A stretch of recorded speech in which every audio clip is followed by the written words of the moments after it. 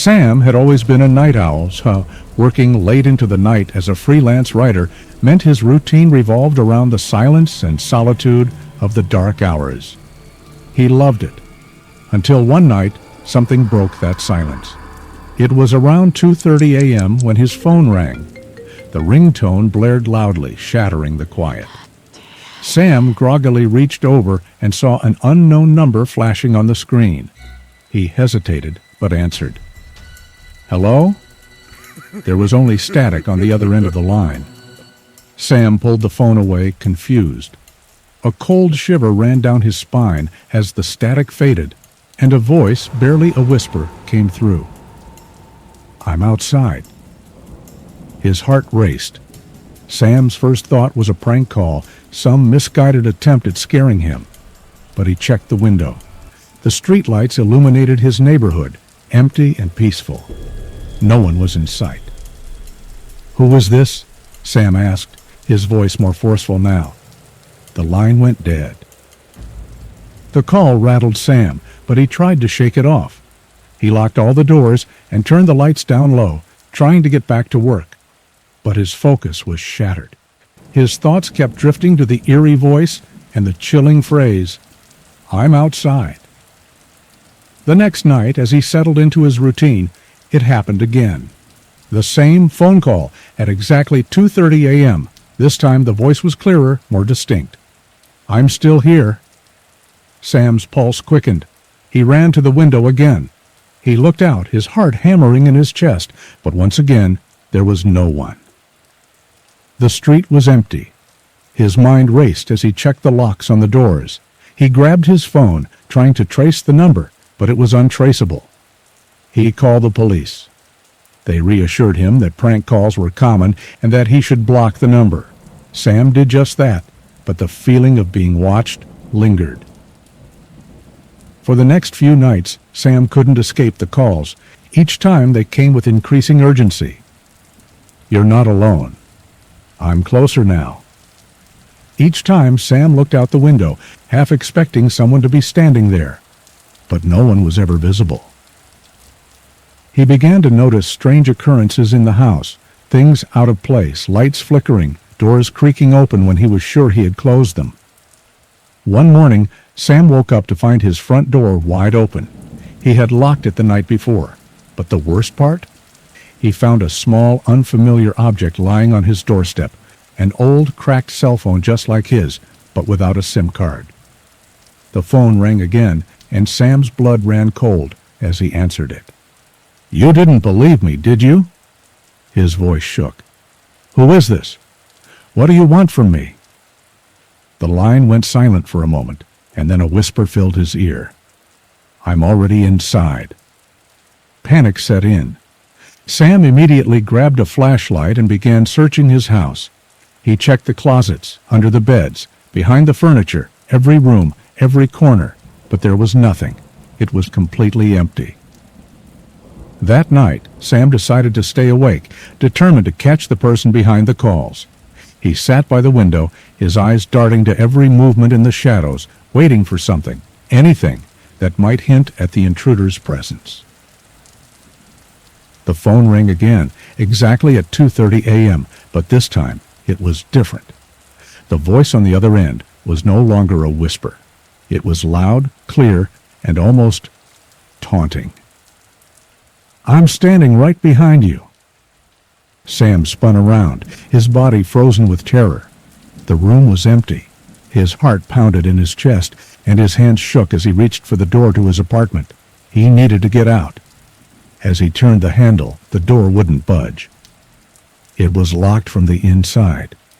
He tried again, pulling harder, his breath coming in shallow gasps, but it wouldn't open. Sam backed away, panic rising in his throat. The lights flickered, and for a split second he saw something that chilled him to the bone. A shadowy figure standing just beyond the threshold of the door, its features obscured, but its presence unmistakable. Sam's breathing grew ragged as he backed into the corner of the room. He pulled out his phone, desperate to call for help, but the screen was cracked. The power was out. Suddenly he heard a noise, footsteps, slow and deliberate, coming from the hallway. They stopped just outside his door. He couldn't move. The dread, the sense of helplessness gripped him. He was trapped. He had no way to escape, no way to defend himself. Then the voice came again, this time from directly behind him. "You should have listened." Sam turned to face the figure, but no one was there.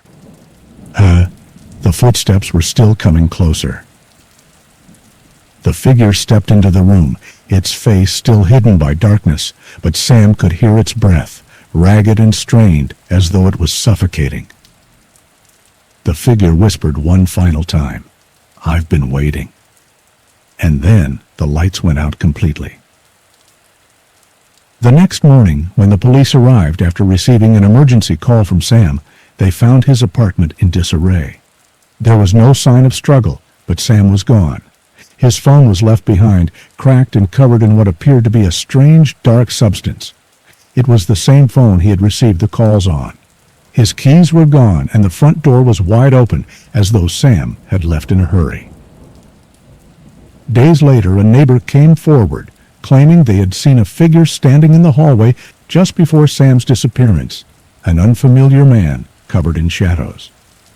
The police scoured the building, but there was no trace of Sam. There was, however, one odd thing they found in the basement, a dusty old box with numerous phones inside, each one marked with different names.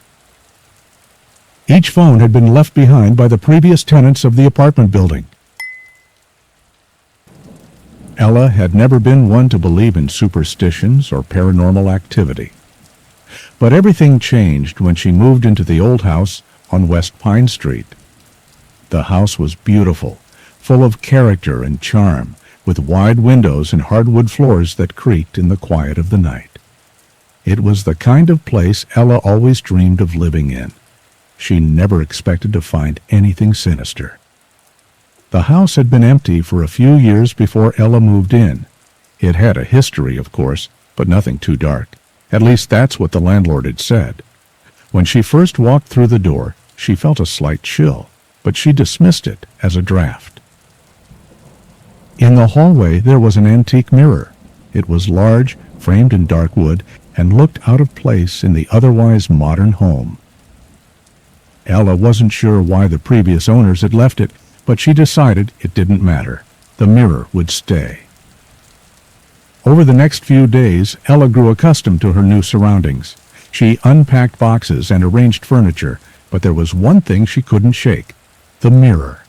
Every time she passed it, she would catch a glimpse of something out of the corner of her eye. A shadow, a movement, something that didn't belong. At first, she thought it was just her imagination playing tricks on her. But the longer she stayed, the more unsettling the experience became.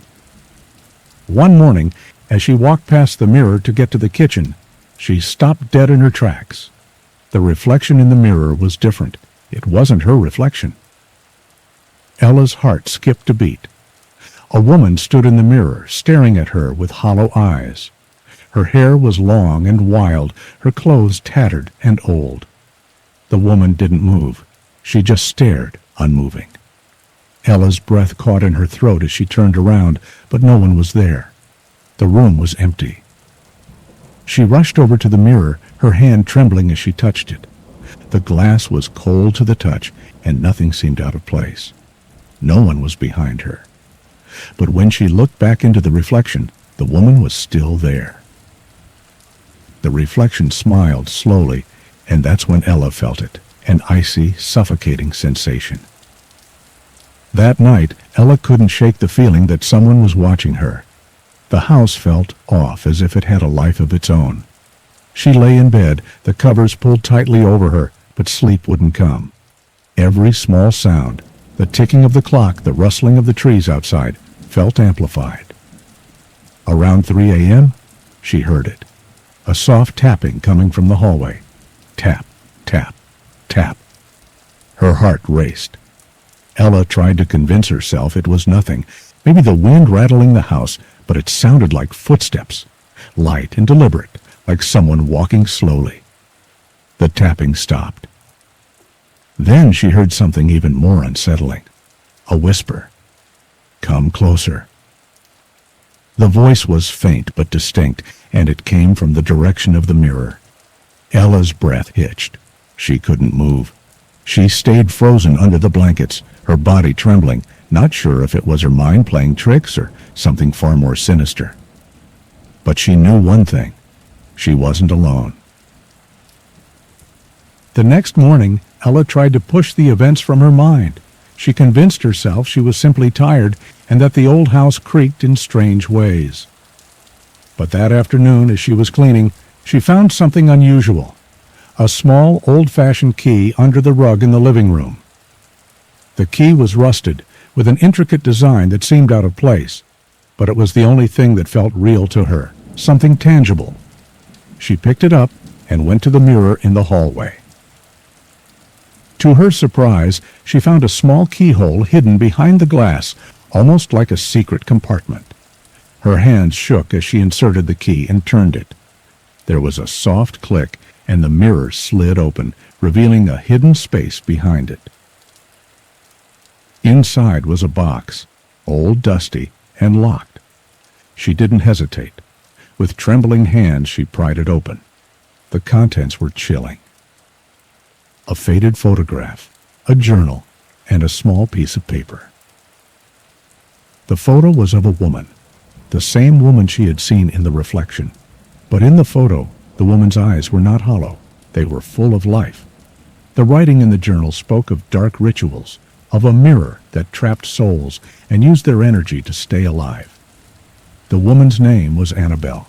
She had lived in the house decades ago, but something had gone wrong, something that bound her spirit to the mirror. The last entry in the journal read, "She's here, she's waiting. Don't look into the mirror." That night the tapping returned. Tap, tap, tap. Louder this time, and closer. Ella bolted upright in bed, her body frozen with fear. The whispers followed. "You can't escape me." She rushed to the hallway, heart pounding in her chest. The mirror's surface rippled like water, as though something was pushing against it. Her own reflection was there, but it wasn't her. It was the woman, the one from the photograph, standing silently in the mirror, watching her with those hollow, lifeless eyes. Ella backed away, but as she did, the woman stepped forward in the reflection, inching closer to the glass. "Come to me." Ella turned to flee, but the air grew thick with cold. The temperature dropped rapidly, and the shadows seemed to grow longer. The house groaned and whispered as if it were alive. She could feel the presence of something behind her, following her every move. In a blind panic, she tried to leave the house, but the front door wouldn't open. It was locked from the inside. "You can't leave." Ella's scream echoed through the house as the reflection of Annabelle in the mirror began to step out of the glass. The woman's smile grew wider, her form becoming more corporeal, more real. The last thing Ella saw before the darkness took over was the reflection of Annabelle, now standing in the room with her, grinning, her eyes glowing in the shadows. Weeks passed before anyone noticed Ella was missing. The landlord came to check on the house, but he found it locked and empty. The mirror, however, was cracked, shattered down the middle. The photo and the journal were gone. The house was put up for sale again, but no one stayed long. People came and went, but everyone who lived there said the same thing. They felt watched. And the mirror? It was always there, waiting for the next victim. After years of living in cramped apartments, Sarah was ecstatic when she finally bought her first home. It was a small cottage on the outskirts of town, surrounded by trees. The house had character with wooden beams and a cozy fireplace. The yard was large, with a garden that she planned to transform into a peaceful oasis. Everything about it felt right. Her excitement didn't last long. The first few days were blissful, a dream come true. But it wasn't long before Sarah started noticing things she couldn't explain. It started with small things, items out of place. A mug moved from one counter to another, a book that was left on the table mysteriously found in the kitchen. At first, she chalked it up to her own forgetfulness. But as the days went on, the incidents grew more frequent, more unsettling. Sarah was alone in the house one evening, enjoying a glass of wine while watching a movie, when she heard it, soft footsteps coming from the second floor. Her heart skipped a beat. She had double-checked before starting the movie, and the door to the second floor was locked. No one was supposed to be upstairs. She tried to ignore it, telling herself it was just the old house settling, but the footsteps were too distinct, too deliberate. They were slow at first, then faster, almost like someone was walking toward her. Panicking, she grabbed a kitchen knife and slowly climbed the stairs. Her hands shook with every step, her heart pounding in her chest. But when she reached the top, there was no one there. The hallway was empty, the doors to each room shut tightly. Everything was just as it had been before. She checked the rooms one by one, her breath shallow, until she came to the last door, her bedroom. The door was slightly ajar, but there was no one inside. It didn't make sense. No one had entered the house, and she was certain she had locked the door behind her when she came upstairs. She shook off the feeling of dread that was starting to creep in and went back downstairs, locking the door behind her. The strange occurrences didn't stop. The footsteps returned each night, always at the same time, around 10:30 p.m. But this time, Sarah noticed something even more unsettling. The noises began to come from different parts of the house, as though someone were moving from room to room. The kitchen light flickered on and off, even though she had turned it off hours ago. The bathroom door would creak open, and the sounds of water running would echo through the house. Sarah was growing increasingly paranoid. She couldn't sleep, couldn't eat. The presence in the house felt suffocating. She considered leaving, but then her rational mind kicked in. There had to be a logical explanation. Maybe the house had some electrical issues. Maybe it was the wind. She tried to convince herself that everything would be fine. But then, one evening, she heard something that made her blood run cold. A voice. It was faint at first, almost a whisper. But as she stood still, listening, it grew clearer. The voice was calling her name. Sarah! She froze, her pulse racing. It wasn't her imagination.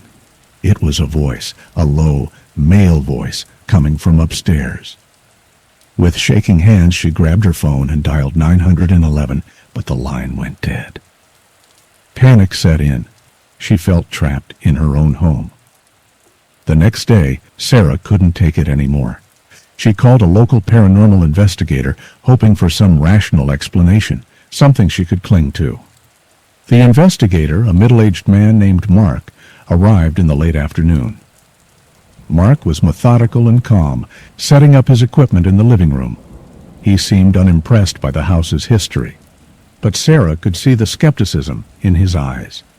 He didn't believe in ghosts or spirits, but he was willing to take a look at the strange occurrences. After an hour of setting up, Mark turned to Sarah. "I think we should start with the upstairs rooms," he said. "If something is causing these noises, it's likely coming from there." As they made their way upstairs, the footsteps started again, slow and deliberate, echoing through the empty hallway.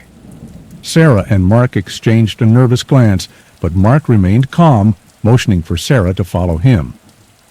They entered Sarah's bedroom, and Mark began to check the corners of the room with his equipment. The temperature dropped by several degrees, and the air became thick, as if something heavy was pressing down on them. Then they heard it, the sound of someone breathing, deep, labored breaths coming from the closet. Sarah's heart raced as Mark approached the closet door. He slowly pulled it open, revealing nothing but clothes hanging on hangers. But the breathing didn't stop. It grew louder, more ragged. Mark turned to Sarah, his face pale. "There's no one here, but there's something." Before he could finish his sentence, the door slammed shut. The breathing stopped. The room fell silent. Mark quickly packed up his equipment and motioned for Sarah to follow him downstairs. "I'm sorry, but I can't help you," he said, His voice strained. "I don't know what's in this house, but whatever it is, it's not natural." In the days that followed, the events only escalated. Sarah's fear had reached its peak. She couldn't stay in the house anymore. But she couldn't leave either. It was as if something was keeping her there. She dug through old records and research, searching for anything that could explain the strange happenings. And that's when she found it. The house had a history, one that the real estate agent hadn't told her about. A man named Richard Hayes had lived in the house years ago. He was a recluse, quiet and withdrawn, and neighbors often reported strange noises coming from the house. One night, the police were called when neighbors heard shouting and banging from inside. They found Hayes dead in the living room, an apparent suicide. But the strange thing was that his body was never found. The authorities had scoured the property for weeks, but no one could explain the disappearance of Richard Hayes. Some said he had vanished into thin air. Others believed he had hidden himself in the house before it was sold. The more Sarah read, the more she realized the truth. Richard Hayes wasn't just a man who died in the house. He was trapped. And now, so was she. One night, as Sarah sat in the living room, she heard the footsteps again, but this time they were different. They were closer. The breathing returned this time, coming from behind her. She turned around slowly, her body frozen in place. Standing in the doorway was a man, but not just any man, Richard Hayes. His face was pale, his eyes hollow and unblinking. He was covered in dust, as though he had been hidden for years. His mouth twisted into a slow, crooked smile. "You shouldn't have stayed," he whispered. Sarah tried to scream, but her voice failed her. The house had claimed her. And now, she would never leave. Rachel and her husband Mark had been looking for a home for years. After years of renting, they had finally saved enough for a down payment. They found a charming house in a quiet neighborhood. It was a bit older than they expected, but it had character. Large windows, a spacious backyard, and a cozy attic that Rachel immediately fell in love with. They moved in quickly, eager to begin their new life. The neighborhood was quiet, peaceful, with friendly neighbors who waved when they passed by. Everything seemed perfect. It was exactly what they'd dreamed of. At first, everything went well. The house was comfortable, and they spent their weekends unpacking, decorating, and settling in. But something started to feel off. It was subtle at first, but Rachel began to feel like someone was watching them. The first time Rachel noticed something strange was when she was in the kitchen.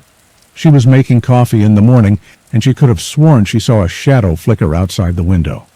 She chalked it up to the movement of a tree branch or the reflection of a passing car.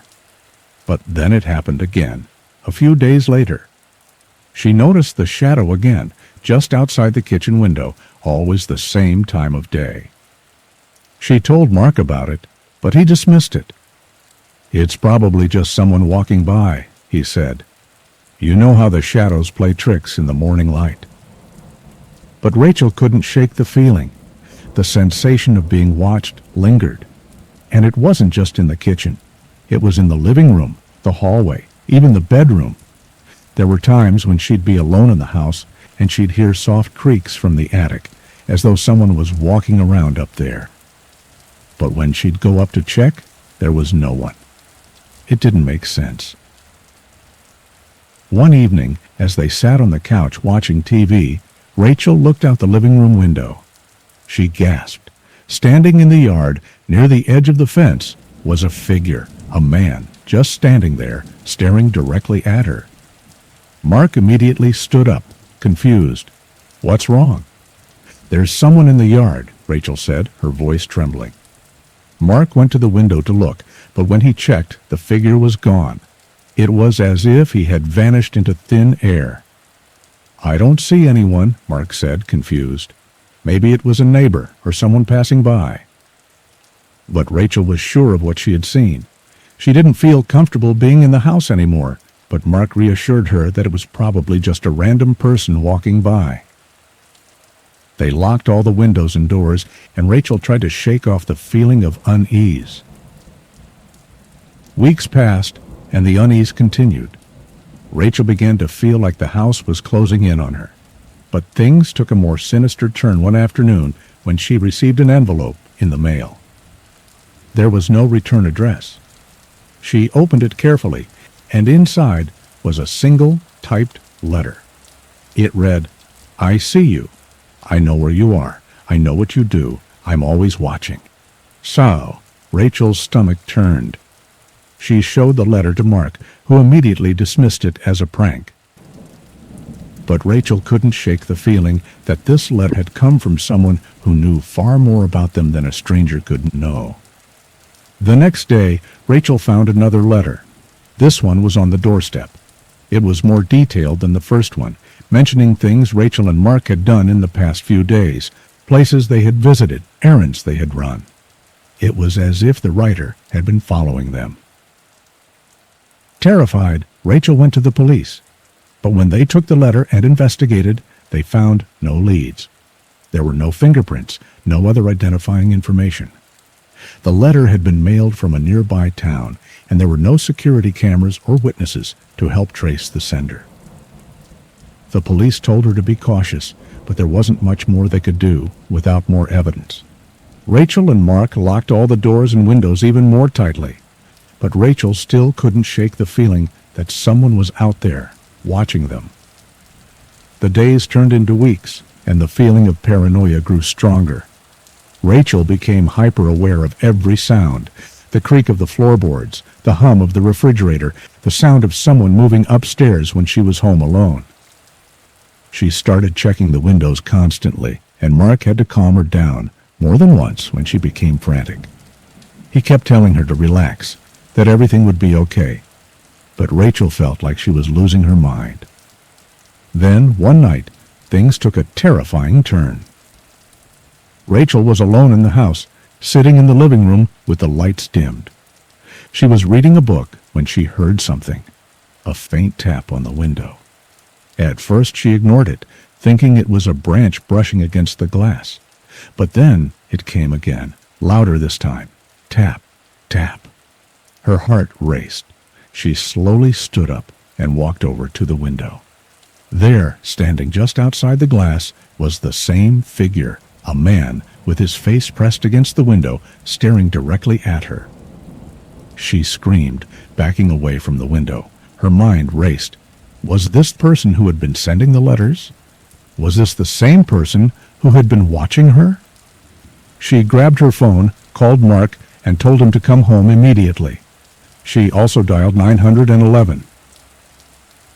By the time Mark arrived with the police, the man was gone, but there was no mistaking what had happened.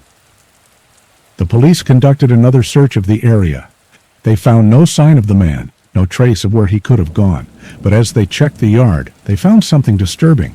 A series of footprints leading from the backyard to the side of the house, then to the front porch. The footprints were fresh, and they led directly to the front door. The following days were a blur of fear and confusion. Rachel and Mark stayed with family for a while, unable to return to the house, but the police couldn't find any solid evidence of the man who had been following them. No one could explain how he had gotten so close, or how he seemed to know their every move.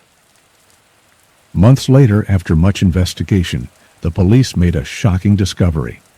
The previous owners of the house had a troubled history. The man who had lived there had been a recluse, and it was later uncovered that he had been arrested for stalking several people in the area, though no charges were ever pressed. But the most chilling part of the investigation came when the police discovered a hidden camera system in the attic. It had been set up by the previous owner, and it was still active. The cameras had been pointed at every window of the house, every angle of the yard, and they had been recording. Rachel and Mark never moved back into the house. They couldn't shake the feeling that the man who had stalked them was still out there, watching them. They eventually sold the house and moved far away, but the feeling of being watched never left them. Emily and her husband Daniel had spent years living in an overcrowded apartment in the heart of the city. They longed for peace, for a house where they could raise their children in safety and comfort. After months of searching, they finally found their dream home, a charming old house located on the quiet Maple Street in a small suburban town. The house was secluded, surrounded by a large, well-maintained garden and tall oak trees, making it feel like a hidden retreat. It was exactly what they had been looking for. The price was well within their budget, and the realtor was eager to finalize the deal. "It's a great investment," he assured them. "The house has a lot of potential, just needs a little love." The owners had recently moved, and the house had been empty for months. Emily and Daniel were thrilled. They moved in within days, eager to begin their new life in the peaceful countryside. The house, though a little run down, was full of character. The wooden floors creaked underfoot, and the walls seemed to whisper with age. But it was perfect. The backyard had a large oak tree where their daughter Lily could play. The upstairs had a cozy study where Daniel could work from home. It was everything they had hoped for. But soon, something began to feel off. It started with small, subtle things Emily could dismiss as mere coincidence or her own overactive imagination. A door left slightly ajar, despite having been closed before. A faint smell of something burning, but when she checked, nothing was out of place. It was always at night, just before she was about to sleep, that she felt the air in the house grow unnaturally still, almost thick.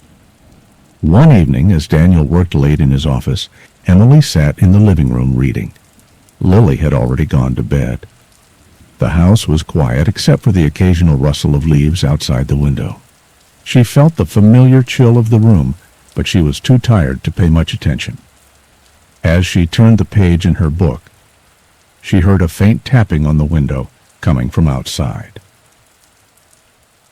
At first, Emily assumed it was the wind or perhaps an animal, but when the tapping came again, more urgent this time, her heart skipped a beat. She put the book down, walked over to the window, and peeked outside. There was nothing. The yard was empty, bathed in the pale light of the moon. Confused, Emily closed the blinds and returned to her chair. But the tapping came again, this time from the other window on the opposite side of the room. Her breath caught in her throat as she realized it was too deliberate, too precise to be the wind or an animal. Someone was out there. She rushed to the kitchen to grab her phone, but before she could dial, the tapping stopped. The silence that followed felt oppressive, almost suffocating. She stood in the darkness, her heart pounding in her chest, until Daniel finally came downstairs, his face worried. "What's wrong?" he asked. "There was someone outside tapping on the windows," Emily said, her voice shaky. "I swear I saw movement out there." Daniel frowned. "You sure it wasn't an animal? There are a lot of squirrels around here. Maybe they were jumping from tree to tree." Emily wasn't convinced. "I don't know, Daniel. I'm really not sure." But Daniel, trying to reassure her, checked the yard and found nothing. He told her to lock the doors and get some rest. Over the next few days, things continued to escalate. Emily began noticing other oddities, small things that didn't quite make sense. The lights in the kitchen would flicker on and off. The water in the bathroom tap would run for minutes at a time without explanation, and the television would turn on in the middle of the night, showing static. One evening, as Emily was sitting alone in the kitchen, she heard a soft shuffling sound behind her. She turned around quickly, but no one was there, just the empty hallway leading to the bedrooms. But the sound came again, this time closer, like footsteps slowly moving across the floorboards. Emily's mind raced. She stood up slowly, gripping the back of the chair, and walked toward the hallway. She checked each room, her eyes darting to every corner, but there was nothing. No one there. Lily was asleep in her room. Daniel was at work late again, and the house was eerily still. Emily felt a chill run down her spine as she stood in the empty hallway. It wasn't just her imagination anymore. Something was wrong. One night, Emily woke to the sound of Lily crying. She rushed to her daughter's room and found the little girl trembling, eyes wide with fear. "Mama, there's someone in my room," Lily whispered, pointing toward the corner. Emily's heart nearly stopped. She turned on the light and looked around the room. There was no one there, but the air felt heavy, thick, as though it were charged with something unseen. "It's okay, sweetheart. There's no one here," Emily reassured her, trying to calm her daughter. But Lily was inconsolable, shaking and sobbing. Emily stayed by her side until she fell back to sleep, but the unease stayed with her. She sat by the bed for hours, staring at the empty corner of the room where Lily had pointed. Something didn't feel right. The next day, when Daniel came home, Emily told him everything that had happened. He listened carefully, but he remained skeptical. "It's probably just the stress of the move," Daniel said. "You're still adjusting to the new house. You're just imagining things." But Emily couldn't shake the feeling. It was as if something was lurking just out of sight, watching her, waiting. The house felt more oppressive with each passing day. Emily couldn't let go of the feeling that there was someone else in the house. She decided to do some research on the property, hoping to find an explanation for the strange occurrences. She visited the local library and went through old newspaper archives, hoping to uncover any history of the house. What she found sent a chill through her. The house had once been the residence of a man named Samuel Creed, a reclusive figure who had lived alone in the house for decades. He was well known in the neighborhood for his strange behavior, often seen standing at the windows, staring out at the street without moving. Neighbors had reported hearing strange noises coming from the house late at night. Scraping sounds, low murmurs, and at times a loud banging noise that would shake the walls. But the most disturbing part of Samuel Creed's story was the day he suddenly disappeared. The neighbors had reported that they hadn't seen him for weeks, and when the local authorities checked the house, they found it abandoned. The police found nothing, no signs of a struggle, no clues to his whereabouts. It was as though he had simply vanished into thin air. The house had been empty for years before Emily and Daniel moved in. That night, Emily awoke to the sound of creaking floorboards again. This time, it wasn't just the sound of movement, it was a voice. A whispering, rasping voice that seemed to come from the walls themselves. "Leave, now." Her blood ran cold. She bolted upright in bed, her heart hammering in her chest. She looked around, but the room was empty, silent. The voice had stopped. Terrified, Emily called Daniel, who rushed home immediately. He told her to stay put while he checked the house, but as he walked through each room, Emily's unease grew. She could hear him upstairs calling out her name, his voice echoing through the empty halls. Then she heard it, the unmistakable sound of footsteps behind her, moving slowly through the kitchen. She turned around, but no one was there. Daniel came rushing downstairs. "What is it, Emily? What's happening?" Before she could answer, the air grew icy cold, and the lights flickered out.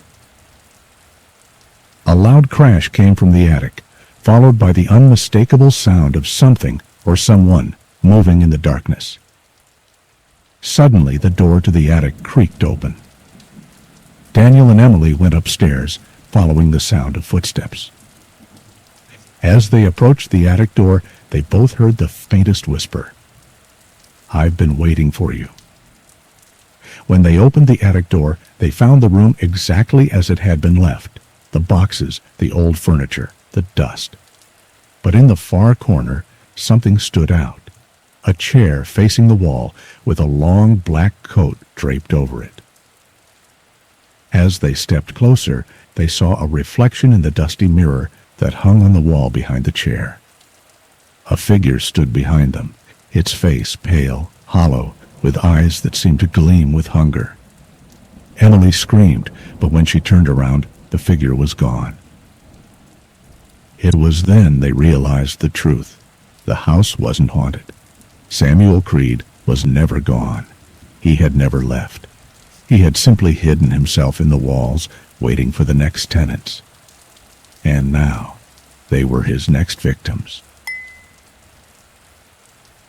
Sarah had always wanted to live in the city. After graduating college, she moved to a small apartment on the edge of town, hoping for a fresh start in her new job as a graphic designer. The apartment was cozy, located in an older building with creaky floors and a thick layer of dust that seemed to linger no matter how much she cleaned. But it was hers, and that was enough. However, living alone in a city like this quickly became lonely. Sarah wanted a roommate to help with rent, and after a few weeks of searching, she found someone. Clara seemed nice enough, a friendly, soft-spoken woman in her late 20s. She had just moved to the city as well and was looking for a place to stay while she started a new job. After meeting with Clara, Sarah felt comfortable. Clara was easy to talk to, and her quiet demeanor made her seem harmless. They agreed on the terms, and Clara moved in shortly after. At first, everything went well. Clara kept to herself mostly, coming and going at odd hours as she worked long shifts at a local cafe. Sarah liked having the apartment feel more lived in, and the two occasionally shared meals and small talk. It wasn't long before Sarah started to appreciate the company. It started slowly, at first with small, odd things that Sarah could easily overlook. Clara would leave her shoes by the door, but Sarah noticed they were always facing the wrong way. It was a small thing, but Sarah thought it was strange, like Clara had no real care for how she left her things. Clara also had an odd habit of staring out the window for long periods, her gaze fixed on the street below. Sometimes Sarah would come home from work and find Clara standing in front of the window, silent and still. When Sarah asked if something was wrong, Clara would always say, "Oh, just thinking." But it started to feel unnerving, like Clara was watching something or someone in the street. One night, Sarah woke up in the middle of the night to the sound of soft footsteps in the hallway. At first, she thought it was Clara coming home late from work, but when Sarah checked her phone, it was well past midnight, and Clara's shoes weren't by the door. Curious, Sarah crept out of her room. The hallway light was off and everything was still. She assumed maybe it was the building's old pipes or the creaky floors, but something didn't sit right.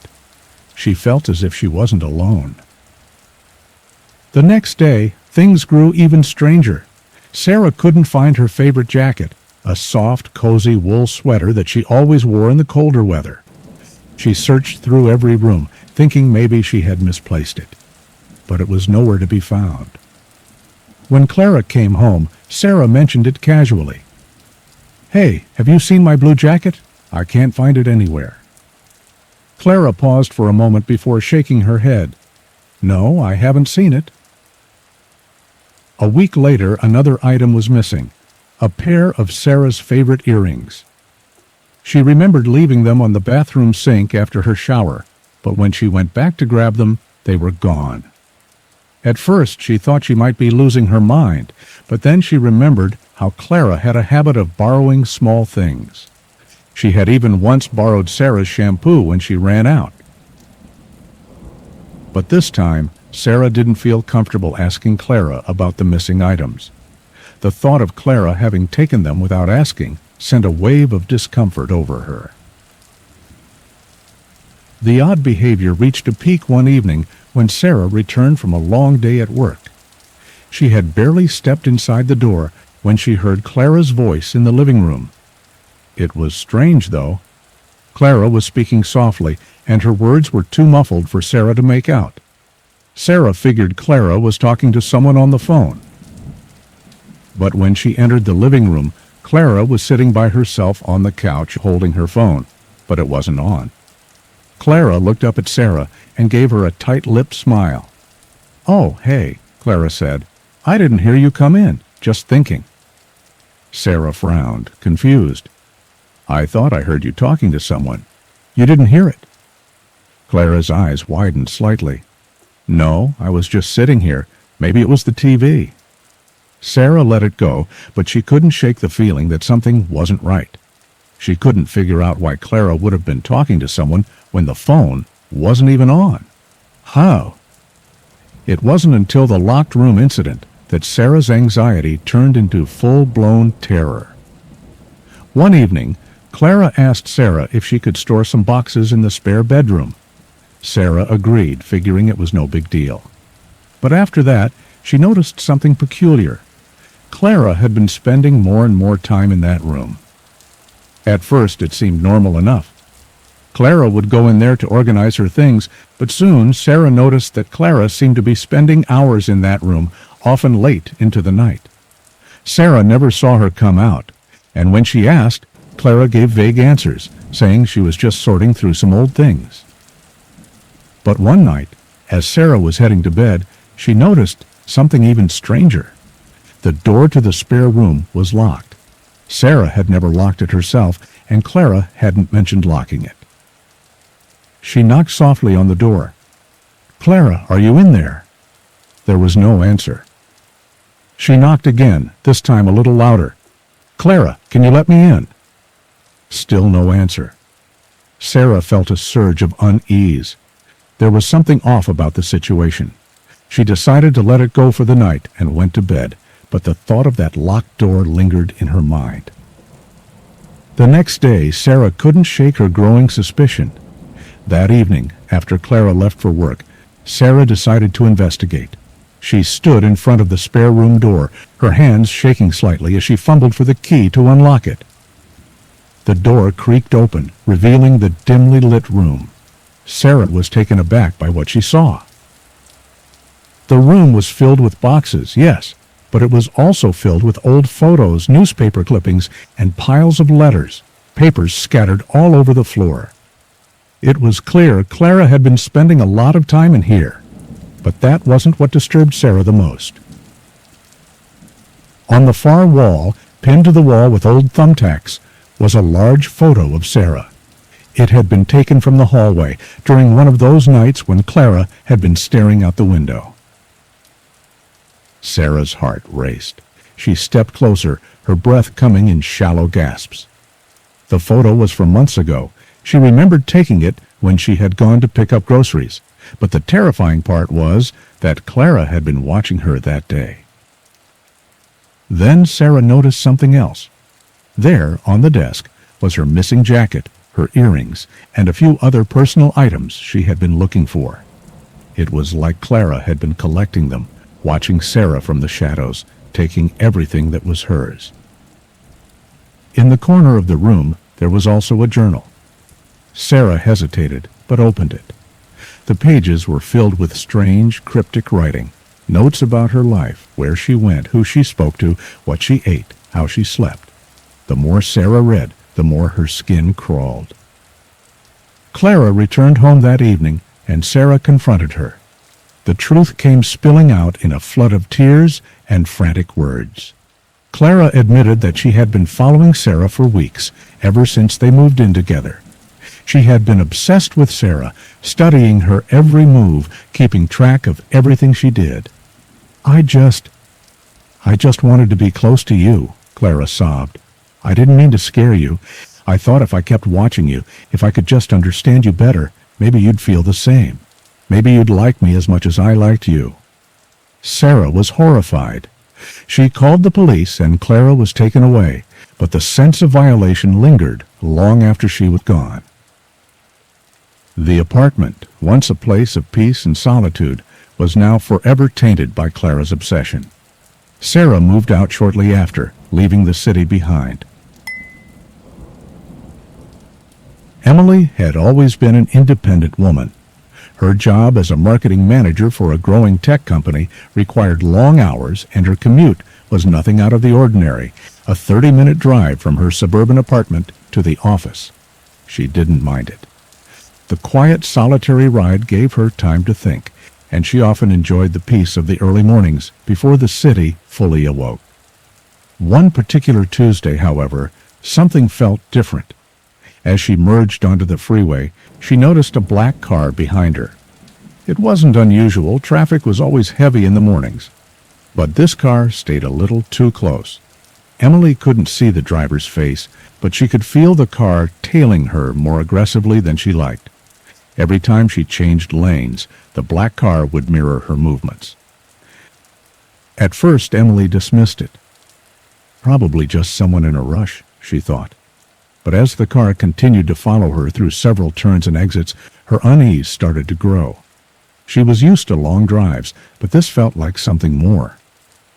She tried to shake off the feeling, convinced it was all in her head. But when the car continued to follow her as she approached the exit for her office building, she couldn't help but wonder. The car didn't take the exit with her. It kept going straight, disappearing into the morning haze. That evening, Emily left work later than usual. The office had been buzzing with a big project deadline, and she was exhausted. As she walked to her car, she noticed the same black car parked across the street in the same spot where she'd seen it that morning. She hadn't thought about the morning's drive all day, but now, seeing the car again, her stomach tightened. Shaking her head, she chalked it up to coincidence. It was a busy area, after all. It could have been parked there for hours. Still, as she drove home that night, the same black car appeared behind her again. Emily's heart raced.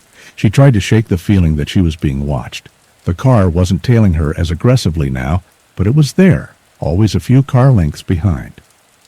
When she finally arrived home and parked her car, she quickly glanced in her rearview mirror.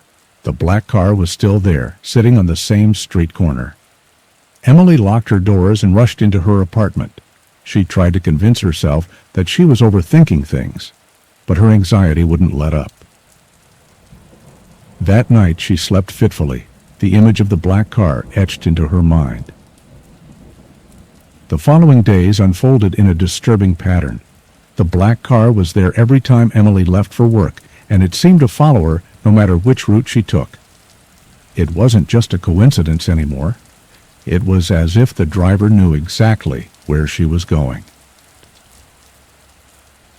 On Thursday, Emily decided to take a different route to work, hoping to throw the car off.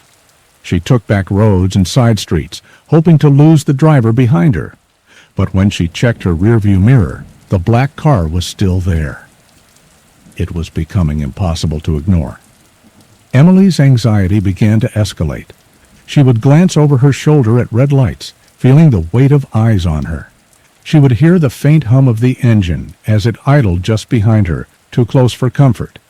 She even tried to lose the car by weaving in and out of traffic, but it was always there, just a few cars behind. One evening, she decided to confront the driver. If the black car was following her, then she would find out who was behind the wheel. She took a long route home, making sure to drive slowly as she passed through the quiet streets. When she saw the black car in her rearview mirror, she turned onto a small side street and pulled over. She got out of her car and walked to the back of her vehicle, her heart pounding in her chest. The black car was following her again, but now it was slowly creeping up to where she had stopped. Emily's breath quickened. She was ready to ask the driver what they wanted, but before she could approach the car, it sped off, leaving her standing alone in the dark. That night, Emily felt a sense of dread like never before. The car had been following her every day, but now it had been gone for hours. She assumed she was finally safe. She locked all the doors, checked the windows, and made sure her apartment was secure. But then she heard it. There was a knock at her door. At first she froze, unsure if she had imagined it. The knock came again, louder this time. Emily's heart thudded painfully in her chest. Slowly she moved toward the door, but she didn't open it. Instead, she pressed her eye against the peephole, trying to make out any shape through the dim hallway light. There was no one there. Confused and scared, she stepped back, wondering if she was losing her mind. She went to check the locks again when her phone buzzed. It was a text message. "Turn around." Her blood ran cold. Emily felt her stomach drop, and without thinking, she whipped around to look out the window that faced the street. The black car was parked across from her building, its headlights still on, casting an eerie glow over the quiet street. She quickly stepped back from the window, heart racing. The realization hit her all at once. Someone had been watching her. Someone had been there, waiting for her, and now they knew she was watching them. The car never moved. It just sat there, as if the driver was waiting for something. The next day, Emily tried to reach out for help. She called the police and explained everything: how the black car had been following her for days, how it had been parked outside her building, and how she had received the unsettling text. They told her it sounded like a stalker, but there wasn't enough evidence to take action. They advised her to stay vigilant and report any further strange activity. That night, Emily stayed with a friend, too scared to sleep in her apartment. She told herself that things would be fine, that maybe it was all a misunderstanding. But deep down, she knew something was wrong. The next evening, Emily returned home, cautiously scanning her surroundings. The black car was still there, but this time it was parked in a different spot, closer to her building. As she walked to her apartment, she felt eyes on her, but when she glanced around, no one was there. The street was eerily quiet. She rushed inside and locked the door, feeling the weight of terror slowly suffocating her. That night, as she lay in bed, Emily heard the unmistakable sound of footsteps outside her window. Someone was walking slowly along the sidewalk, stopping right beneath her window. She dared not move, too terrified to make a sound. The footsteps stopped. And then she heard it. A soft voice whispering from just below the window. "I'm still here." Emily's blood turned to ice.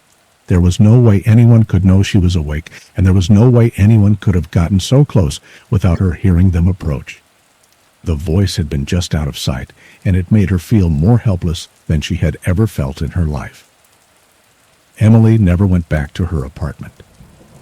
The following morning, she packed up her things and left the city for good, moving to a remote town where she felt safe. But the fear never left her. Even now, years later, when she drives down quiet streets, she sometimes feels that unsettling presence, a black car just out of sight, following her in the rearview mirror.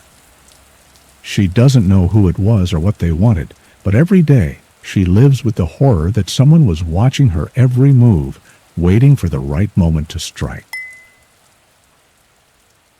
Lena had been a nurse for over 5 years, but she had never worked in a hospital as old as St. Mary's.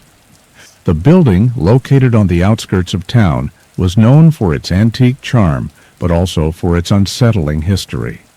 Whispers about strange occurrences, mysterious disappearances, and paranormal sightings were common among the staff, but Lena was skeptical. She had worked in several hospitals and heard her fair share of ghost stories, but nothing had ever spooked her. She was new at St. Mary's and was assigned to the night shift.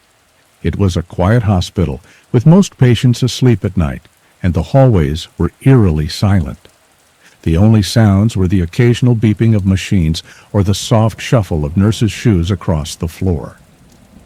Her first few shifts were uneventful, but one evening, as she walked down the dimly lit hallway toward the nurses' station, she passed by room 213. The door was slightly ajar, and she could hear a faint sound coming from inside. It was soft, like someone gently tapping on the wall, or perhaps a low, rhythmic sound coming from the bed. Lena paused, staring at the door.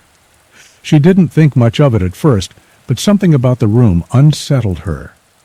Room 213 had been vacant for as long as Lena had been working there. She had asked around about the room, but no one seemed willing to talk about it. The room was always kept locked at night, and the staff avoided it. But that night, the door was open, and the sound from inside was becoming more pronounced, like a soft, constant tapping. Lena couldn't resist. She stepped closer to the door, her hand trembling as she pushed it open just a crack. Inside, she could see nothing but shadows. The bed was empty. There was no patient, no one at all. The tapping stopped the moment she looked inside. Feeling uneasy, Lena quickly shut the door and returned to the nurse's station. She tried to brush it off, as her imagination running wild, but the image of that empty room and the strange noise stayed with her. A few nights later, Lena was assigned to room 213. She was informed that the room had a new patient, a man in his early 40s brought in after a car accident. The patient, Mr. Carter, was in critical condition but stable. She was told that his family had not yet arrived and that he had been unconscious since the accident. Lena entered the room cautiously. The lights were dim and the air in the room felt strangely cold. She glanced at the man in the bed. His face was pale, his body bruised and battered, but what caught her attention was his eyes. Even though he was unconscious, his eyes were wide open, staring directly at her. Lena froze, her heart skipping a beat. She quickly glanced around the room to make sure everything was normal. There was no reason for his eyes to be open. She checked his vitals, ensuring he was stable, but as she did, she noticed something even more unsettling. The room seemed to be getting colder, so cold that she could see her breath forming in the air.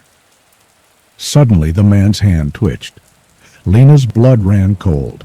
His fingers began to move slowly, as if he was trying to reach out to her. She stepped back, her eyes wide with fear.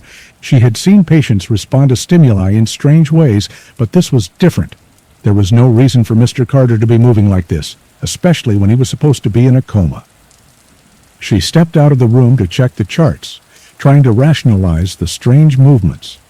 When she returned, the door to the room was now completely shut. She hadn't closed it, and it was supposed to be locked. Lena felt a shiver run down her spine. She opened the door, and the room seemed colder than before. Mr. Carter's hand was still twitching, but now his eyes were wide open, no longer looking at her, but staring directly at the wall, as if something was watching him from the other side.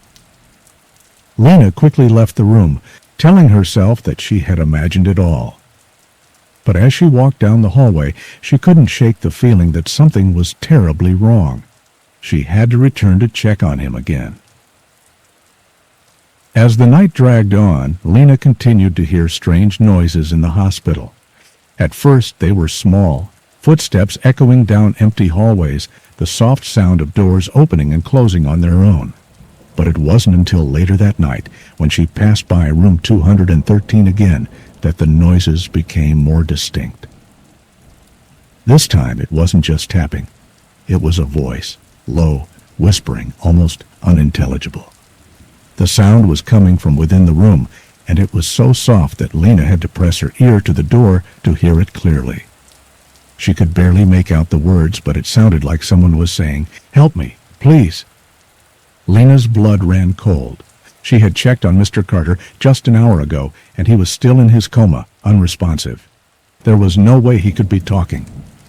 She opened the door cautiously, her hand shaking as she stepped inside. The room was darker than before, and the air was thick with a strange metallic smell. Mr. Carter's eyes were wide open again, and this time his mouth was moving, his lips forming words, but no sound came out.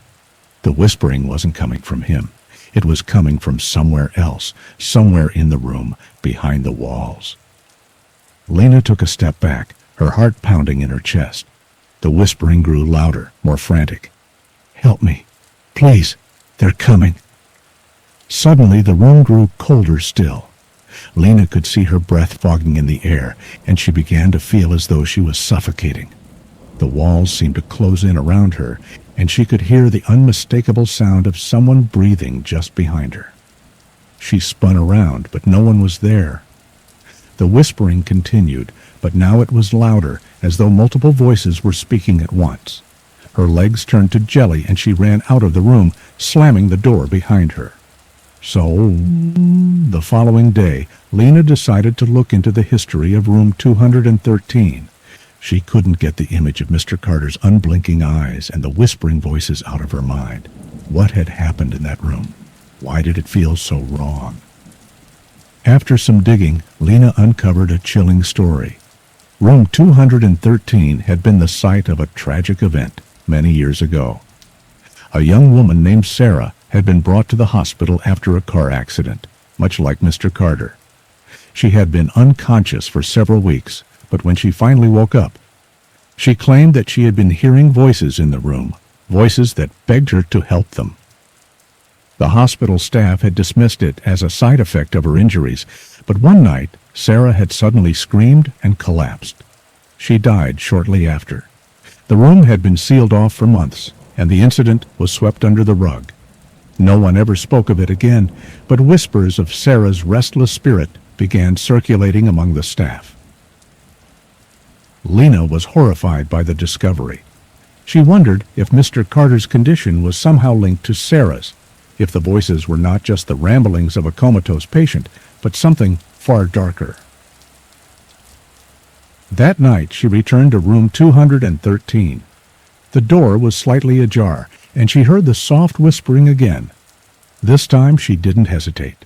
She walked inside, determined to confront whatever was haunting the room. Mr. Carter's eyes were open again. But this time they were no longer vacant. They were filled with something far more sinister. The voices were louder now.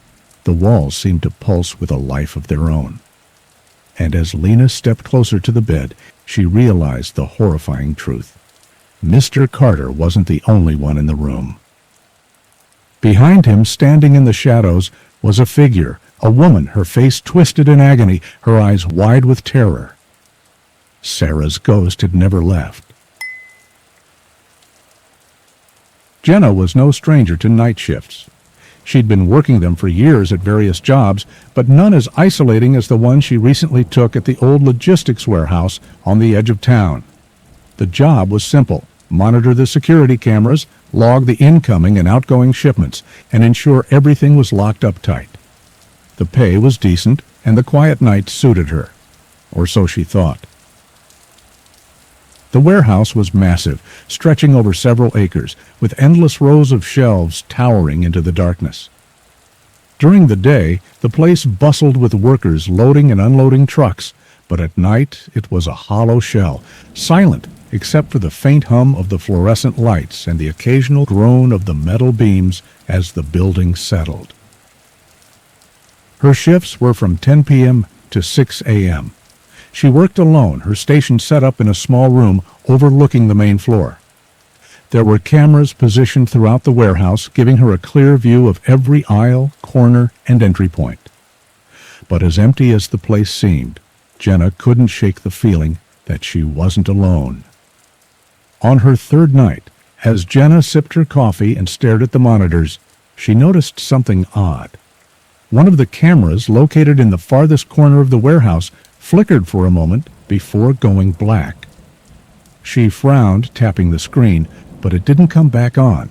The system was old, and glitches weren't uncommon, so she made a note to report it to maintenance in the morning. Minutes later, another camera went dark. Then another. Jenna's pulse quickened as she stared at the screen. One by one, the cameras were failing, all leading toward the center of the warehouse. The only functioning camera now was the one directly outside her office. Her radio crackled to life, startling her. It was the walkie-talkie used for internal communication, but she was the only one on duty. Slowly, she picked it up. "Hello," she said, her voice trembling slightly. Static. "Is someone there?" More static. Then, faintly, a whisper. "Help." Jenna froze, her heart pounding. The voice was faint, distorted, but it was unmistakably human. She glanced at the monitors again. The final camera outside her office flickered, then went dark. Part 3.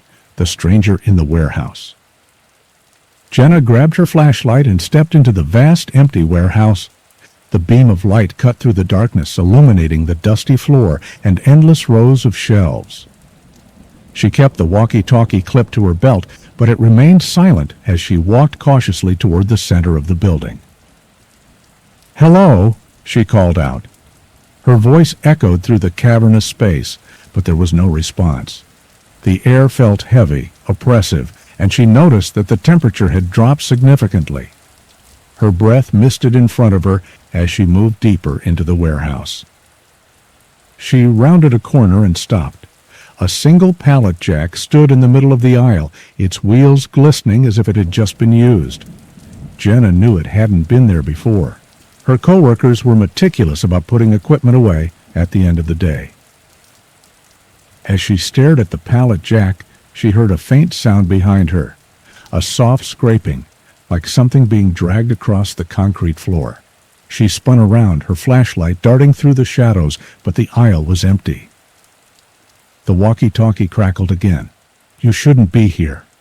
The whisper was louder this time, more distinct. Jenna's grip tightened on the flashlight. "Who is this?" she demanded. "Show yourself." The scraping sound came again, louder this time, and closer.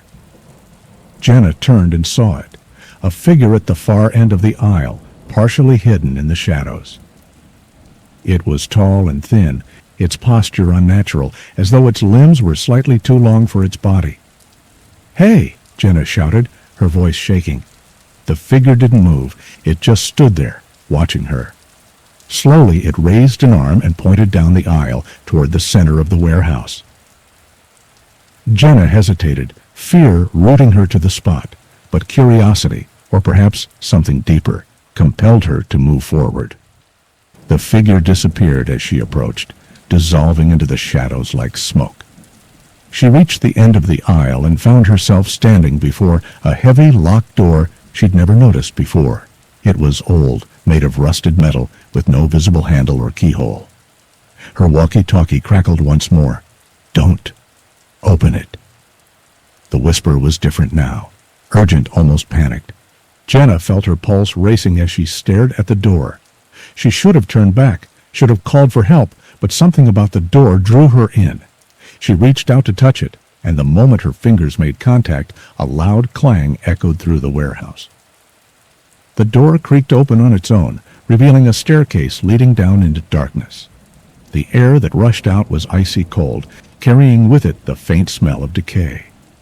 Jenna's flashlight flickered as she stepped closer, peering down into the void. "Hello," she called again, her voice trembling. This time she heard it clearly. Footsteps, faint but unmistakable, coming from below. Against her better judgment, Jenna descended the stairs. Each step creaked under her weight, the sound echoing in the narrow space. The air grew colder with every step, and the smell of decay grew stronger. At the bottom of the stairs, she found herself in a small, dimly lit room.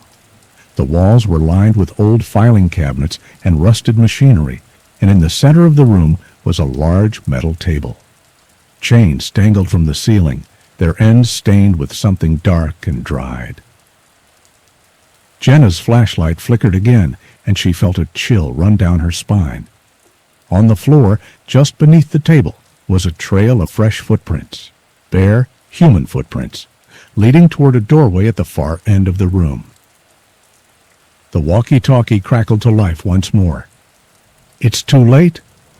Jenna turned toward the doorway, her heart pounding.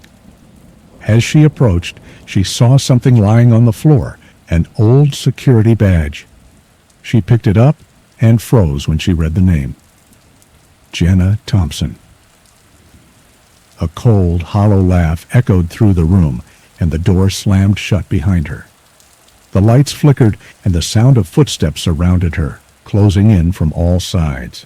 Jenna screamed, but no one heard her. By morning, the warehouse was empty, the cameras working perfectly once again. Her belongings were still at the security desk, but Jenna was nowhere to be found. The only clue was the security badge lying on the floor of the basement, covered in fresh blood.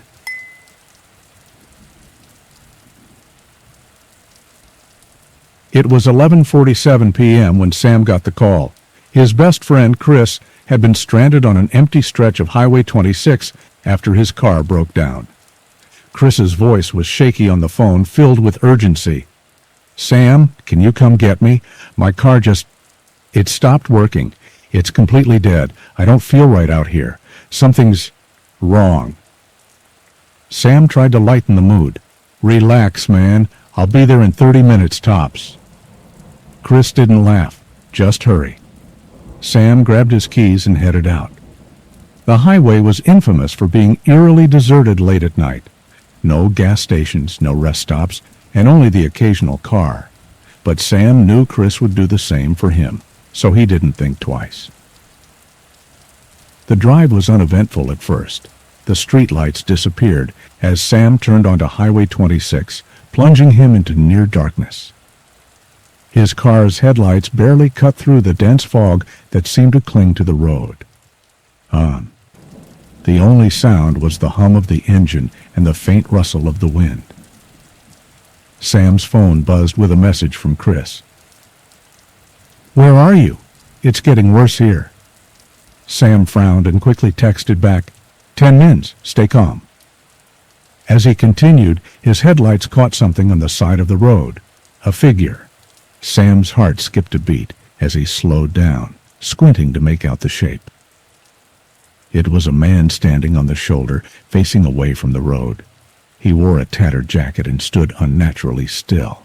Sam's instincts told him not to stop, so he drove past. But as his car moved forward, his rearview mirror showed the man turning around.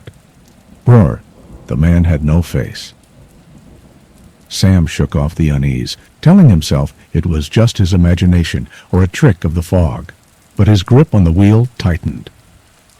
A few minutes later, he spotted Chris's car up ahead, parked on the side of the road with its hazard lights blinking weakly. He pulled over and got out, calling Chris's name. No answer. Sam approached the car cautiously. The driver's door was wide open, and the interior lights cast an eerie glow on the empty seat. Chris's phone was lying on the dashboard, still unlocked, displaying an unfinished text. "It's watching me." Sam's stomach turned.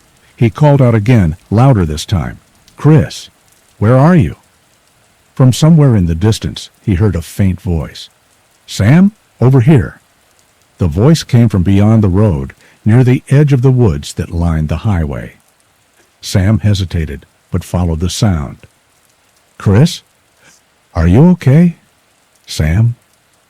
The voice was weaker now, almost a whisper. He stepped into the woods, the darkness swallowing him whole. The sound of his own breathing and the crunch of leaves underfoot were the only things grounding him. Then he saw it. Chris, standing in a small clearing, his back turned.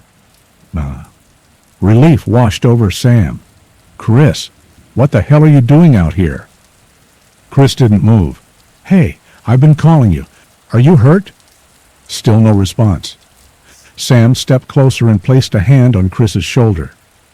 Chris turned around and Sam's breath caught in his throat. Chris's eyes were wide, unblinking, filled with terror. His mouth was open, as though frozen mid-scream.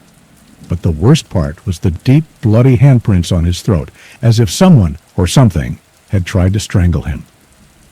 Suddenly, Chris grabbed Sam's arm with an iron grip.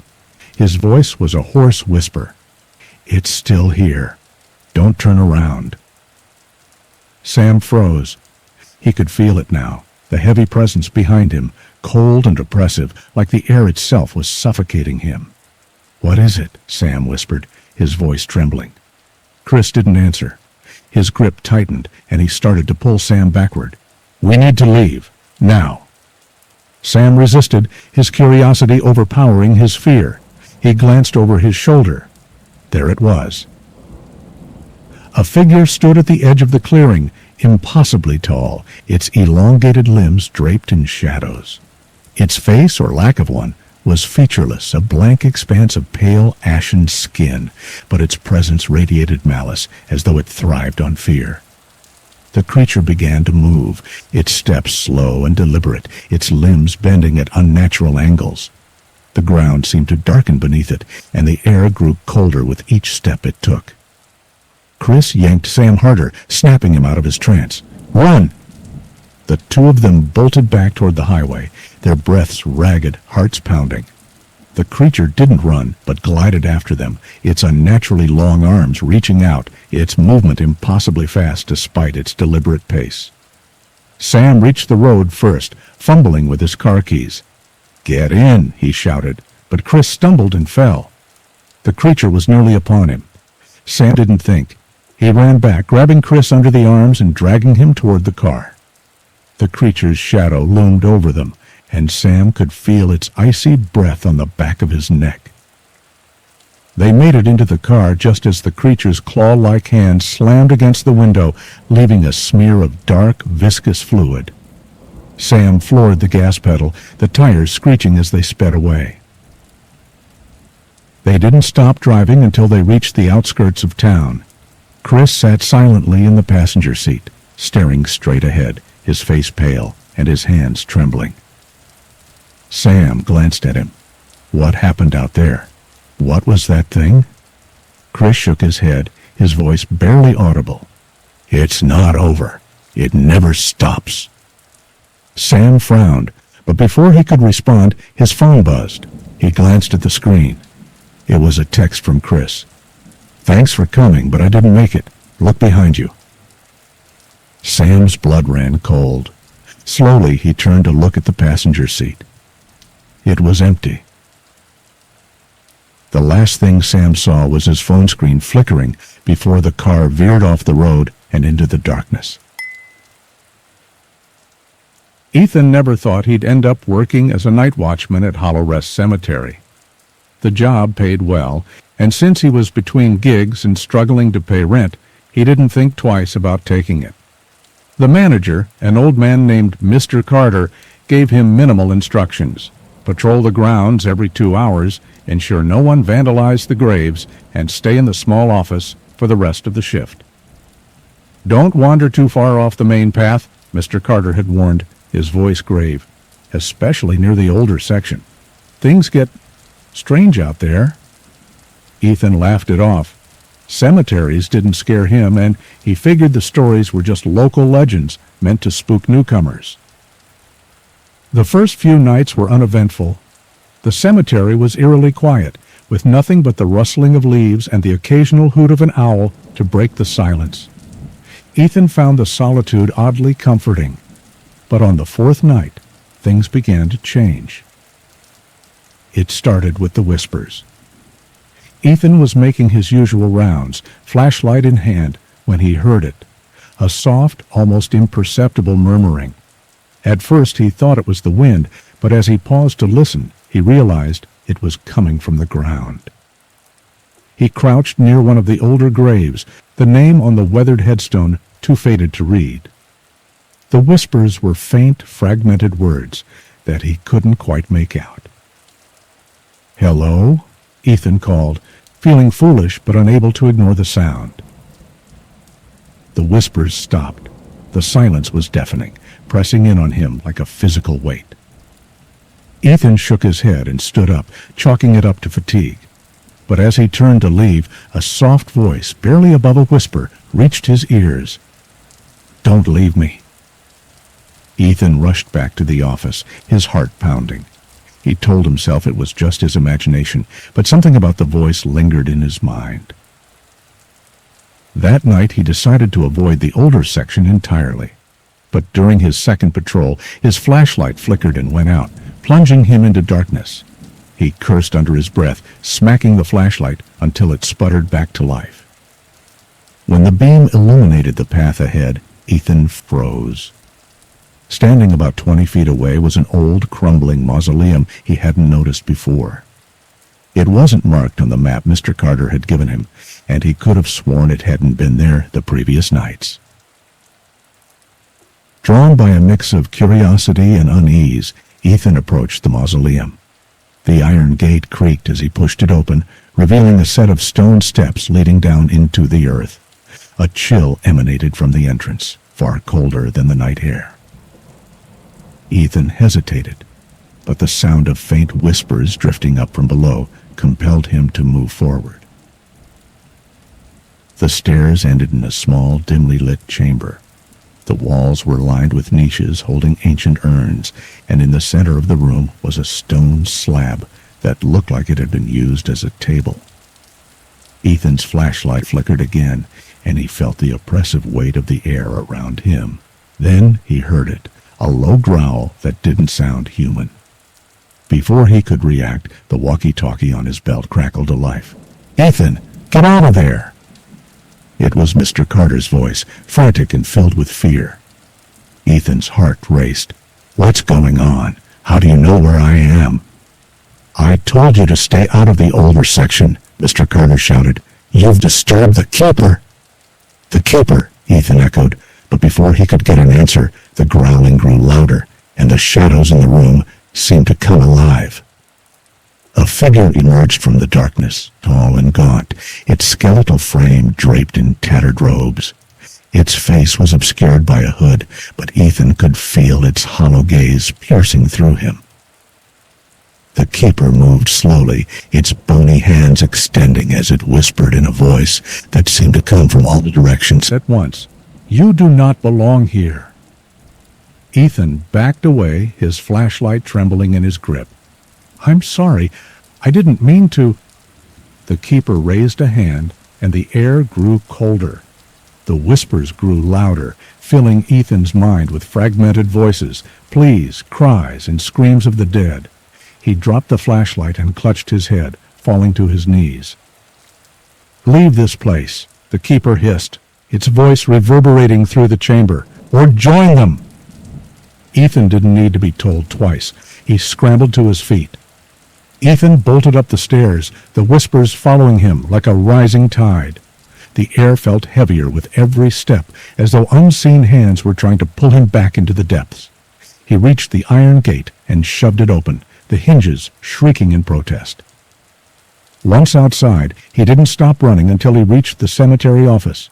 His chest heaved as he slammed the door shut and locked it, collapsing into the chair by the desk. The walkie-talkie crackled again, Mr. Carter's voice now calmer, but still urgent. "Ethan, are you out?" "Yes," Ethan gasped. "What the hell was that thing?" A long silence followed. Then Mr. Carter spoke, his voice heavy with regret. "The Keeper. It protects the oldest graves. It ensures the dead remain undisturbed. You weren't supposed to go near the mausoleum. That's where the oldest souls are kept, the restless ones." Ethan's blood ran cold. "Why didn't you tell me this earlier?" "I didn't think you'd be foolish enough to go there," Carter said grimly. "Listen to me. Finish your shift, but don't go back to the older section. Do not answer any whispers, no matter what they say." The rest of the night passed in tense silence. Ethan stayed locked in the office, his ears straining for any sound. Every creak of the old building made him jump, and the memory of the keeper's hollow gaze haunted him. As dawn approached, Ethan began to feel a sense of relief. The first rays of sunlight spilled over the cemetery, and he decided it was safe to leave. He gathered his things and stepped outside, breathing in the fresh morning air. But as he walked to his car, he felt an icy chill run down his spine. He turned around, his eyes scanning the cemetery. It looked normal, bathed in soft sunlight. Then, from somewhere near the older section, he heard it again, a faint whisper. "Don't leave me." Ethan froze, his heart pounding. Against every instinct, he turned to look one last time. At the edge of the older section, just visible through the trees, stood the keeper, its hooded figure motionless. Ethan didn't wait. He jumped into his car and sped away, vowing never to return to Hollow Rest Cemetery. But that night, as he lay in bed, his phone buzzed. A single text appeared on the screen. "You cannot escape the keeper." The lights in his room flickered, and the whispers began again. Dr. Nabil Hassan was the best forensic pathologist in the city. Over the years, he had handled countless cases, from accidental deaths to brutal murders, but nothing had prepared him for the body that arrived one stormy night. It was an unidentified corpse, found in an abandoned car on the outskirts of town. The body showed no signs of decay, despite the police report stating it had been dead for nearly 2 weeks. That detail alone sent a shiver down Nabil's spine. The morgue was eerily quiet, save for the hum of the fluorescent lights and the occasional rumble of thunder outside. Nabil rolled the body out of the freezer and onto the steel examination table. The face was pale, the eyes half closed as if the man had died mid-sentence. A faint smile lingered on his lips, an expression that didn't match the circumstances of death. Something about the body felt wrong. Nabil began the autopsy, dictating his findings into a recorder. Male, approximately 35 years old, cause of death unknown, no visible injuries or signs of trauma. As he worked, he noticed something peculiar. The body's skin was unnaturally cold, far colder than it should have been after hours in the freezer. When he made the first incision, the blood that oozed out wasn't dark and congealed as he expected. It was bright red, almost fresh. Nabil frowned. This doesn't make sense.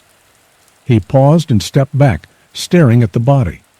For a moment, he thought he saw the chest rise and fall, as if the man had taken a shallow breath.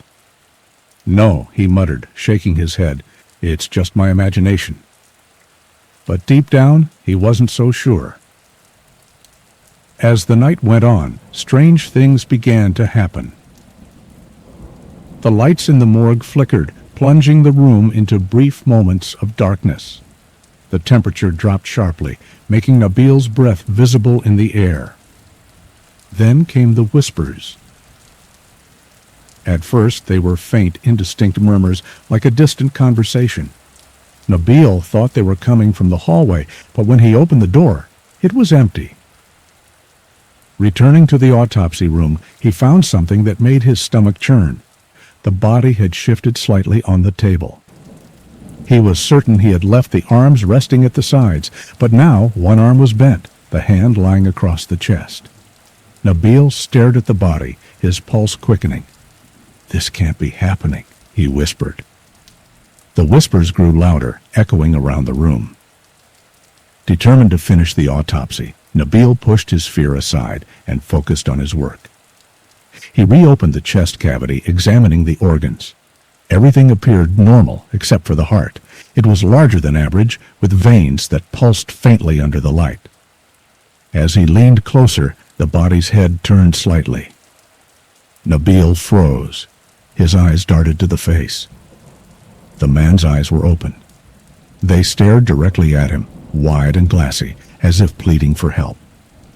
Nabil stumbled back, his tools clattering to the floor. The whispers turned into low, guttural moans, filling the room with an unnatural resonance. Who are you?" Nabil stammered, his voice trembling. The body's lips moved, barely parting, but no sound came out. Instead, the lights flickered again, and the power cut out entirely. In the darkness, Nabil fumbled for his flashlight, his hands shaking. When he turned it on, the beam of light illuminated a chilling sight. The body was now sitting upright on the table. "Help me," the man rasped, his voice dry and broken. Nabil froze, unable to move or speak. The man pointed to his chest, where the incision had been made. "They took it. They took my soul." Nabil's mind raced. This was impossible. Bodies didn't talk, they didn't move, yet here he was, face to face with something beyond his comprehension. What do you mean?" Nabil asked, his voice barely above a whisper. Before the man could answer, his body convulsed violently and collapsed back onto the table. The whispers stopped, and the room fell deathly silent. Shaken, Nabil reviewed the case file again, hoping to find some explanation. That's when he noticed something strange. The police report stated that the car where the body had been found belonged to a man named Rafiq Hassan, a name Nabil recognized. Rafiq was a surgeon at the hospital, one who had been fired months earlier for unethical experiments involving human organs. Rumors had circulated that Rafiq had been trying to transfer life energy between bodies, but no one had taken it seriously. Suddenly, everything made sense. The man on the table wasn't just a victim. He was one of Rafiq's experiments. Before Nabil could process the revelation, the morgue phone rang, its shrill tone cutting through the silence. He picked it up hesitantly. "Hello?" A distorted voice on the other end whispered, "He's not done. Be careful." The line went dead. Nabil decided he couldn't stay in the morgue any longer. He locked the body back in the freezer and gathered his belongings. As he turned to leave, the lights flickered one last time. A low, guttural laugh echoed through the room, sending chills down his spine. He turned back toward the freezer, and his blood ran cold. The door was ajar. Inside, the body was gone. The whispers returned, louder than ever, as if they were all around him. Nabil didn't wait to find out what would happen next. He bolted from the room, vowing never to return to the morgue. But as he reached his car and started the engine, he glanced in the rearview mirror. Sitting in the back seat, his pale face illuminated by the glow of the dashboard, was the man from the table. Sophie had always been independent, but moving into her first apartment alone brought a mix of excitement and unease. The building was old but charming, with creaky wooden floors and a small, cozy balcony. The landlord, Mr. Grayson, had been kind, though a bit evasive when she asked about the previous tenants. "The last tenant left in a hurry," he had said, avoiding her gaze. "But the place is great. Quiet and private. You'll love it." Sophie brushed off the comment, thinking it was just the usual quirks of renting in the city. Her apartment was on the second floor, and directly above her was a unit that seemed to be unoccupied. She noticed the mail slot for the upstairs apartment was empty, and the windows were dark. The first few days were peaceful. She spent her time unpacking, decorating, and settling in. But by the end of the week, things started to get strange. It started with faint noises. At first, Sophie thought nothing of it. An old building creaks, after all. But as the nights passed, the sounds grew louder and more distinct. Footsteps echoed from above, slow and deliberate, pacing back and forth. It sounded like someone was dragging something heavy across the floor. One night, as she lay in bed reading, the sound of a loud thud jolted her. It came from the upstairs apartment, directly above her bedroom. She froze, her heart racing. "Is someone up there?" she whispered to herself. She debated whether to call Mr. Grayson, but decided against it. Maybe it was her imagination, or perhaps a maintenance worker was checking the empty unit. She tried to ignore it, but sleep didn't come easily that night. The next morning, Sophie noticed something odd. A single muddy footprint on the staircase leading up to the third floor. She frowned. It hadn't rained in days, and no one else lived upstairs. She took a picture with her phone, just in case. By the end of the second week, the noises had become a nightly occurrence. Sophie tried to convince herself it was nothing, but the unease was impossible to shake.